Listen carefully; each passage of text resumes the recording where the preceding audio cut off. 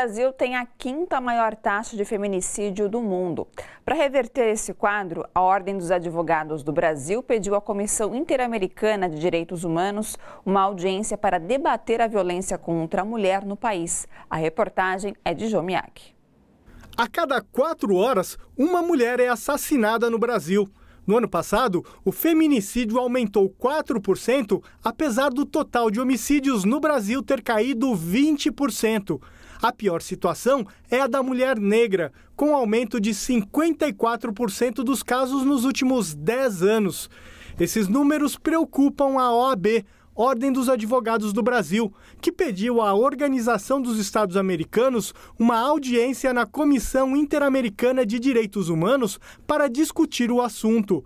Por internet, a presidenta da Comissão da Mulher da OAB explicou o pedido. Para que haja um efetivo compromisso e até lembrar que o Brasil também ele é signatário da Convenção Interamericana de Direitos Humanos para punir, prevenir e erradicar todas as formas de discriminação e violência contra a mulher, para que o Brasil possa ser advertido e, sobretudo, relembrar do seu compromisso efetivo de desenvolver políticas públicas mais contundentes para que haja o enfrentamento dessas violências contra as mulheres aqui no nosso país. O Brasil assinou diversos tratados internacionais de direitos humanos, incluindo a Declaração de Pequim sobre a eliminação de todas as formas de discriminação contra as mulheres.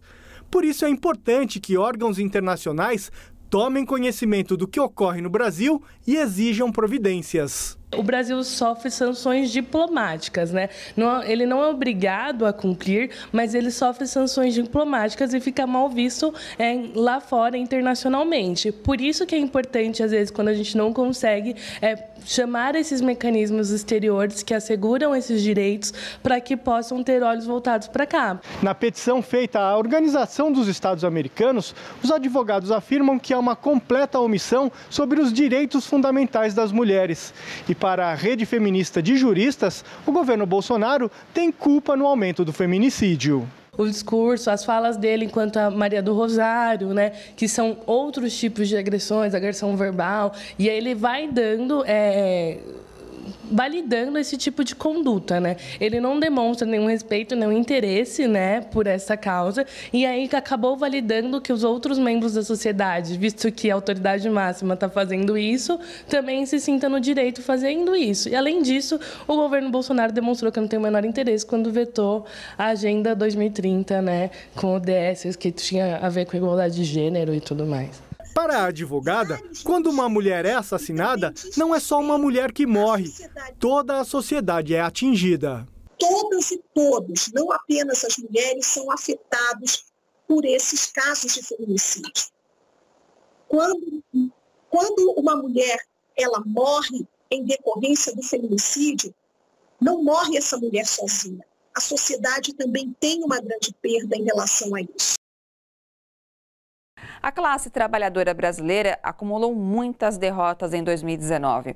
Com o fim do recesso do Congresso, em fevereiro, deputados e senadores voltarão ao trabalho com uma agenda que prevê votações de projetos que trazem novos prejuízos para os trabalhadores. A reportagem é de Camila Piacese.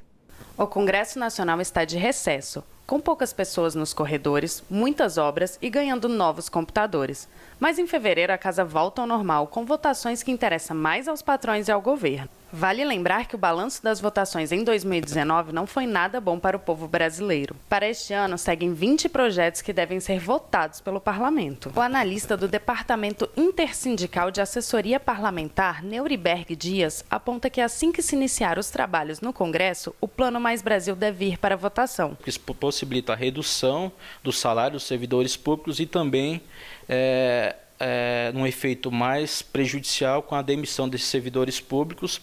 Além disso, permitindo criar novos mecanismos de demissão por insuficiência de desempenho. Outro tema que vai ser votado neste primeiro semestre é a medida provisória 905, que cria a carteira de trabalho verde e amarela e ficou conhecida como a segunda reforma trabalhista. Permite a redução de direitos dos trabalhadores, como FGTS proporcional, como um salário com um teto de até R$ 1.500, com a demissão desses trabalhadores, caso entre nesse novo modelo de contrato de trabalho, com a redução em 50% de acesso ao fundo de garantia, no caso de multa por demissão. Também deve ser votado ainda este ano a reestruturação sindical. Faz uma mudança estruturante na organização sindical, uma mudança de unicidade para pluralidade, cria critérios de representatividade, cria um conselho que vai, digamos, fazer toda a regulamentação em relação às entidades sindicais, como criação, indicador de representatividade, estatuto padrão. Os projetos de lei aprovados em 2019 não foram bons para os trabalhadores e servidores públicos. E, ao que tudo indica, 2020 seguirá o mesmo rumo. Dentro dessa reforma administrativa tem alguns assuntos bem complicados de serem discutidos, como a reestruturação das carreiras do Poder Executivo, a questão da demissão dos servidores públicos, então o fim da estabilidade, e aí a rediscussão do Estado brasileiro. Então, quais são as capacidades do Estado brasileiro de fazer a política pública? A PEC 348 do deputado Pedro Paulo também está em tramitação. Que ela já coloca a questão do fim da estabilidade do servidor público, uma série de gatilhos quando a regra de ouro ela é atingida. Então você tem a questão da redução dos investimentos, você tem a questão do congelamento de salários.